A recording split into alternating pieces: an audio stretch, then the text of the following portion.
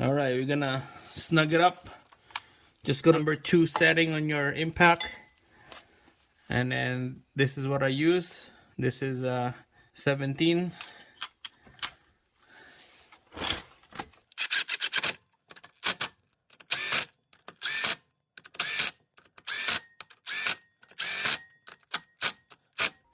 Make sure when you tighten up, make sure you go in a zigzag cross pattern, you know, just like the lug nuts in your wheel.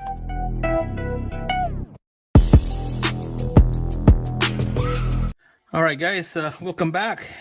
This video we're gonna be installing this flywheel, and we're gonna torque it to spec. I'm gonna show you guys quick doing that. So let's get started.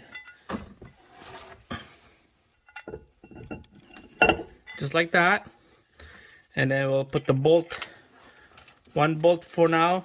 Alright, so let's put the rest of the bolts. Alright, we're gonna be torquing this down to spec.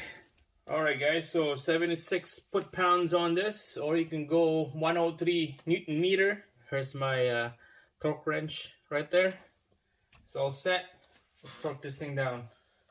So you're gonna go in the pattern, zigzag pattern, okay?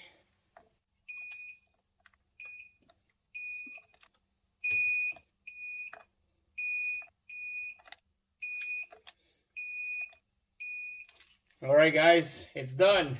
So all the bolts are torqued. This is ready to go. You can tell there's my little check right here to hold the flywheel down. Alright, so this is ready to go. Alright, so we're just gonna clean the flywheel here so that there's no dirt, grease, or anything on the face of this flywheel. It's nice and dry. You can use brake cleans and wipe it down with the rag.